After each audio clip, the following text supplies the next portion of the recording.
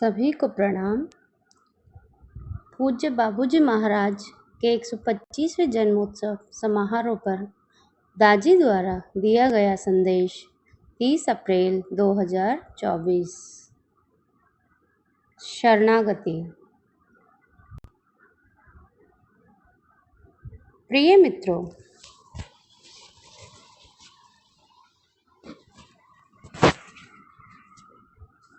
एक मूलभूत सिद्धांत जो किसी भी आध्यात्मिक खोज की रूपरेखा को गढ़ने में उपयोग किया गया है वह है शरणागति।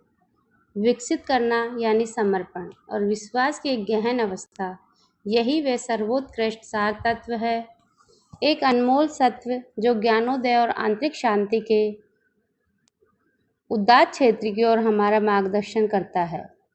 शरणागति को अपनाना सार्वभौमिक प्रवाह को स्वीकारने के समान है, जहां अहंकार से प्रेरित प्रतिरोध का त्याग करने से उच्चतर ब्रह्मांडीय इच्छा के साथ सामंजस्यपूर्ण अनुकूलन प्राप्त करने में मदद मिलती है।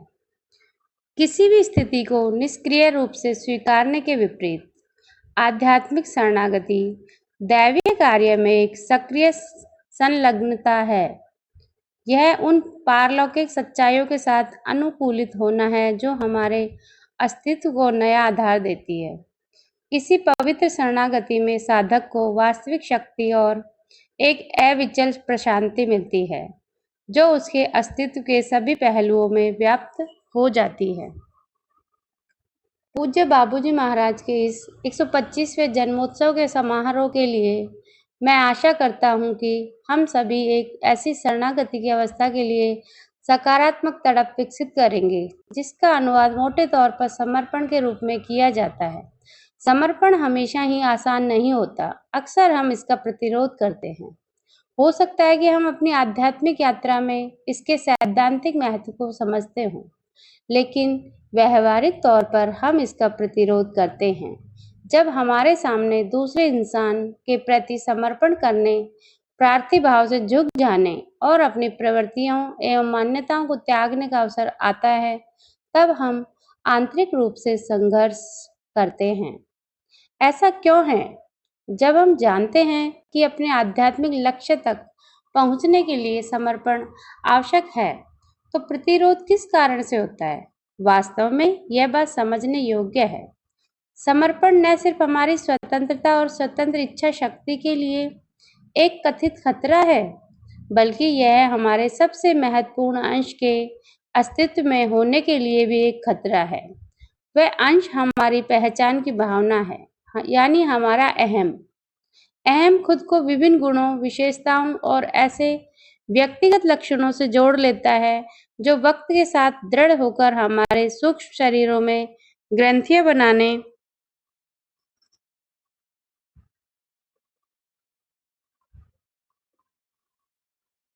लगते हैं। हमारी अवचेतन कार्य प्रणाली व तंत्रिका जाल का भी एक पैटर्न बन जाता है और हम ऐसी प्रवृत्तियां, मान्यताएं विकसित कर लेते हैं जो हमारी पहचान बन जाती है। यह सब अवचेतन स्तर पर घटित होता है, जो आत्मा को इससे बांधे रखता है। तो फिर क्या इसमें कोई आश्चर्य की बात है कि हम संघर्ष करते रहते हैं? इन ग्रंथियों का खुलना हमारी आध्यात्मिक यात्रा का मुख्य उद्देश्य है और इसमें मालिक की भूमिका अत्यधिक महत्वपूर्ण है। अपने विशुद्ध रूप में अहंकार समस्या नहीं है, बल्कि यह अहंकार हम बाहरी संसार में अपनी पहचान बनाने के लिए जो आसक्तियां निर्मित करता है, वे असली समस्या है और इसे हम अहम भाव के रूप में जानते हैं। पूज्य बाबूजी महाराज ने एक बार कहा था, मेरे विचार से इंसान में उसका मनस और अहंकार ही दो ऐसी चीजें हैं जो सर्वश्रेष्ठ और सबसे उपयोगी हैं। वास्तव में अहंकार वास्तविक अस्तित्व को संदर्भित करता है और मनस उसे खोज लेता है। वाकई में हमें इंसान में हर चीज का उचित उपयोग करना सीखना होगा। किसी भी चीज का दुरुपयोग नहीं होना चाहिए। सही मायने में यही इंसानियत है, जो कि हमारा इंसानी फर्ज है। हार्टफुलनेस में हम आध्यात्मिक अभ्यासों और जीवन शैली में बदलावों से अपनी आध्यात्मिक प्रगति के लिए मनस और अहंकार का उपयोग करना सीखते हैं। अहम भाव का प्रतिकारक क्या है? इसका सरल सा जवाब है प्रेम। जब हम प्रेम में होते हैं तो हम खुशी खुशी अपने प्रियतम के प्रति समर्पण कर देते हैं, चाहे वह प्रियतम कोई व्यक्ति हो या ईश्वर। इसमें किसी प्रयास की जरूरत नहीं होती। जब हम प्रेम में होते हैं तब समर्पण न सिर्फ महज सहज हो जाता है, बल्कि यह वास्तव में खूबसूरत हो सकता है। यह सामंजस्य एक सकारात्मक हाँ वाली मानसिकता और हृदय का मुक्त विस्तार लाता है। क्या आपने किसी माँ को अपने नवजात शिशु के साथ या प्रेम में डूबे एक युवा दंपत्ति को देखा है? उनके एहसास, मनोभाव और व्यवहार में पूर्ण समर्पण का भाव होता है, जिसमें अपने बारे में कोई विचार नहीं होता, बल्कि सिर्फ दूसरे का ख्याल होता है।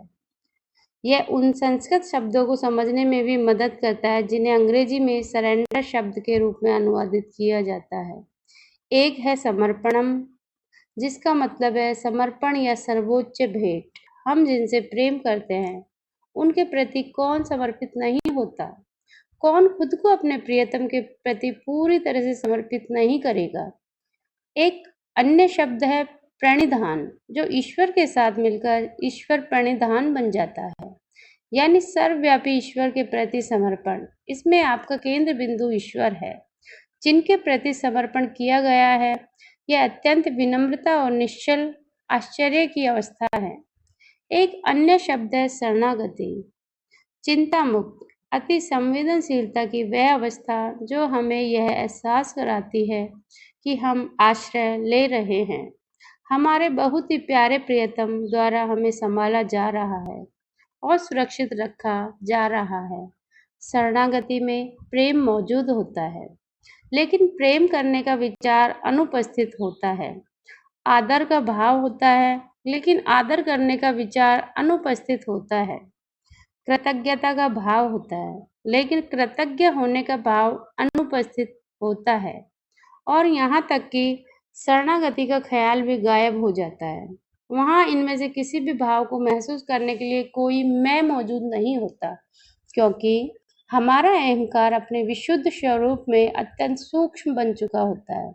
एक पेड़ के पैदा होने के लिए बीज को गायब होना पड़ता है। एक प्रबुद्ध आत्मा के जन्म लेने के लिए उसका मैं गायब होना चाहिए। तब जाकर हम एक ऐसी सूक्ष्म अवस्था में पहुंचते हैं जहां हम किसी पर कुछ भी थोपते नहीं हैं। इसके बजाय हमारे आसपास चीजें अपने आप होने लगती हैं। हम सभी ने उस अवस्था का अनुभव किया है। हम भी कभी अजन्मे शिशु थे, पूर्ण रूप से अबोध और अपनी माँ के प्रेम और देखरेख के प्रति समर्पित। हमारी माँ ने हमें इस दुनिया में जन्म दिया और हमारे देखभाल करके बड़ा किया, ताकि अंततः हम आत्मनिर्भर बन जाएं। मालिक की भूमिका भी समान ही होती है। हम आध्यात्मिक तौर पर अजन्मे हैं, और जब हम उनके प्रेम और देखरेख में शरण ले लेते हैं, तब वे आध्यात्मिक आयामों में हमारा जन्म करवाते हैं। उस क्रम विकास के होने के लिए शरणागति अत्यावश्यक है। बाबूजी हमें यह भी बताते हैं, आत्मसमर्पण का पहला चरण है अनुशासन। समर्पण और स्वीकार्यता की तरह अनुशासन और समर्पण सिक्के के दो पहलू हैं। आत्मसमर्पण का अंतिम चरण आत्मनिषेध की अवस्था है। हम अपने दिल में प्रेम, अपने जीवन में अनुशासन और अपने मनोभाव में स्वीकार्यता कैसे उत्पन्न करें? पूज्य बाबूजी महाराज हमें अपने दिलों में प्रेम उत्पन्न करने का सबसे आसान तरीका बताते हैं। उनके 10 उसूलों में से दूसरा उसूल कहता है, पूजा प्रार्थना से शुरू की जाए। प्रार्थना आत्मिक उन्नति के लिए होनी चाहिए और इस तरह की हृदय प्रेम से भर जाए। उसूल 2 की व्याख्या में वे प्रार्थना के विज्ञान को समझाते हैं, यानी प्रेम से अपने हृदय को भर लेना, एक रिक्तता निर्मित करना, ताकि दैवीय कृपा इसके अंदर प्रवाहित हो। वे हमें दिन में 2 बार इस प्रार्थना को करने को कहते हैं, सुबह ध्यान से पहले और रात्रि को सोने से पहले। हार्टफुलनेस की प्रार्थना के शब्द हमें समर्पण करने वाले रिक्त हृदय को विकसित करने में मदद करते हैं। यदि हम बाबूजी के सुझाव के मुताबिक अपने हृदय को प्रेम से सराबोर करके प्रार्थना करते हैं, तो इससे समर्पण करने में सफलता मिलती है। प्रेम समर्पण की ओर ले जाता है और समर्पण प्रेम की ओर ले जाता है। उस खूबसूरत सकारात्मक प्रतिपुष्टि के परिपथ में हम सांसारिक अस्तित्व से ऊपर उठकर सार्वभौमिक प्रेम और सार्वभौमिक चेतना के क्षेत्र में पहुंच जाते हैं। बाबूजी के 10 उसूल हमारे सामने उन रहस्यों को उजागर करते हैं जिन्हें बीते हुए समय में आध्यात्मिक गुरुदेव द्वारा अपने शिष्यों को हृदय से हृदय तक अंतरित किया गया था। ये उसूल हमें मार्गदर्शित करते हैं कि प्रेम कैसे उत्पन्न हो, कैसे उत्पन्न करना है, अनुशासित कैसे बनना है और अपने मनोभावों को कैसे परिष्कृत करना है। हम अपना अभ्यास किस तरह करते हैं से लेकर दैनिक चुनौतियों के अनुरूप कैसे ढलते हैं और अपने संसाधनों का प्रबंधन कैसे करते हैं। इन सभी के साथ जीवन में कैसे आगे बढ़ना है, इसका पूरा मानचित्र बाबूजी प्रस्तुत करते हैं। बाबूजी हमें महज समर्पण करने का सुझाव नहीं देते, बल्कि वे हमें बताते हैं कि बिना किसी मानसिक तनाव के ऐसा करना कितना आसान है और इस प्रक्रिया को वे यौगिक प्राणाहुति से सहयोग देते हैं। सभी अस्तित्वों के प्रति पूर्ण स्वीकार्यता।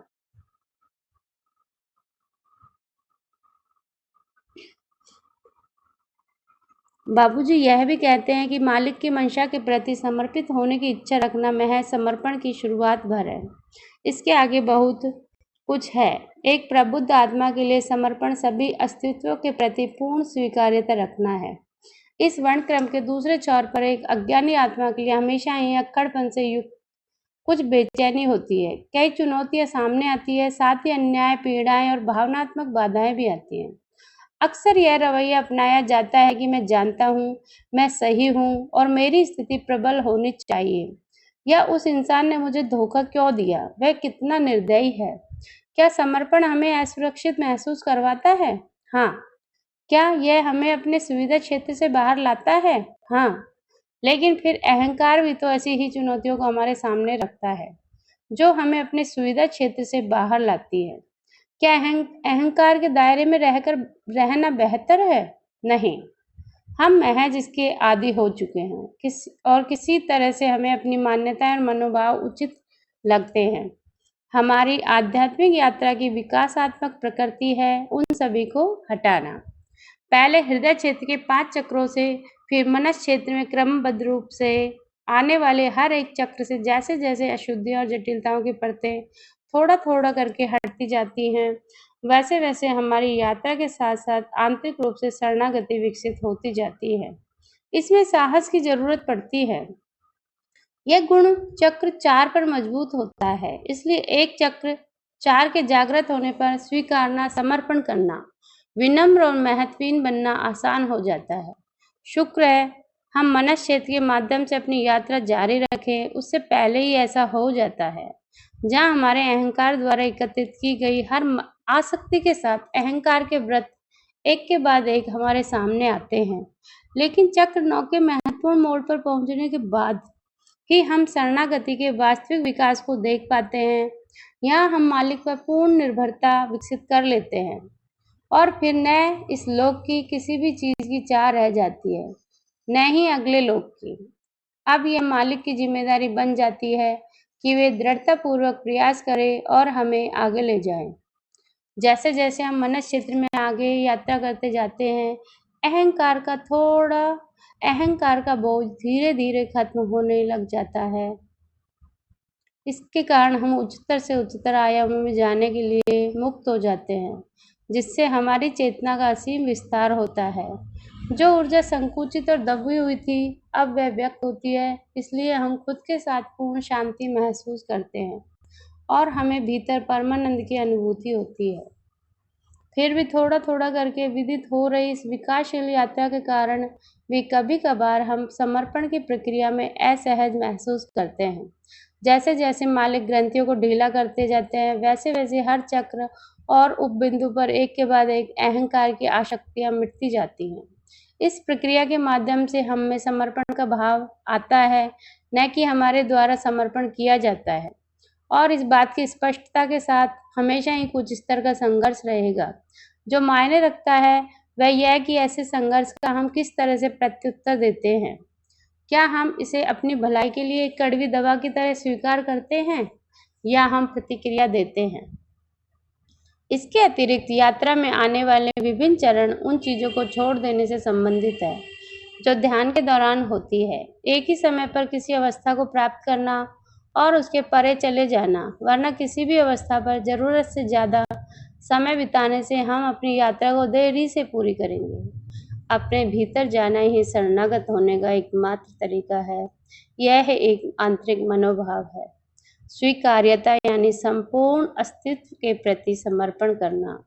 जो चीज़ें हमें पसंद है और जो हमें पसंद नहीं है, उन सभी को स्वीकार करना। वास्तव में हम पसंद और नापसंद की भावना के परे चले जाते हैं, यानी हम हृदय क्षेत्र को पार करके सांसारिक जीवन के द्वंद्वों के परे चले जाते हैं।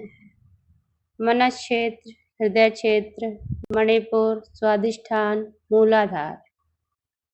मनस क्षेत्र, मनस क्षेत्र, केंद्रीय क्षेत्र।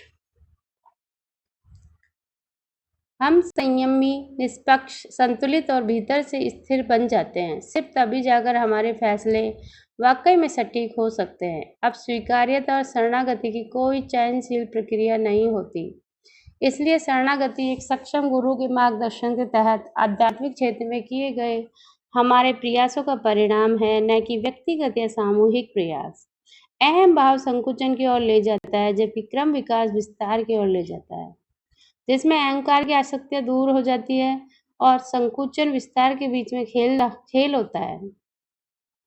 मैं और आपके बीच जब हम मनस क्षेत्र से यात्रा करते हैं, तब यह जारी रहता है। विस्तार के साथ हम असली खुशी पाते हैं, जबकि अहंकार से प्रेरित संकुचन के साथ हम दुख तकलीफ पाते हैं। अंततः जैसे जैसे समर्पण अपनी पकड़ मजबूत करता जाता है और विस्तार प्रबल हो जाता है, हम अपनी चेतना की गुणवत्ता में बदलाव महसूस करते हैं। इस बात पर ध्यान देना उपयोगी होगा कि हमारी पहचान हमारी व्यक्तिगत आत्मा की रचना है, बाकी सब कुछ ईश्वर का सृजन है। इसलिए वह एकमात्र चीज़ जो हम वास्तव में ईश्वर को समर्पित कर सकते हैं, वह है हमारा अहंकार। अपने सबसे निचले स्वरूप में यह आत्मोन्नति, आत्ममोह, घमंड, प्रभुत्व, जिद, मान्यता और मनोभाव में जड़ता एवं मानसिक असंतुलन जैसे चिंता या अवसाद के रूप में बाहर व्यक्त होता है। यह श्रेष्ठता और आत्मसंरक्षण से संबंधित भय से भी जुड़ा होता है। इसलिए हम जितना अधिक समर्पित होते जाते हैं, उतना ही अधिक ऐसे गुण और लक्षण खत्म होते जाते हैं। एक अन्य समस्या जिसका हम सामना करते हैं, वह है संयम, जो आध्यात्मिकता के लिए विष है। और तीसरी समस्या है सतत जिज्ञासा, हमेशा जानने की अधीरता होना। हम फिर कभी ये पता लगाएंगे कि ये पहलू किस तरह से समर्पण को होने से रोकते हैं। धन्यवाद।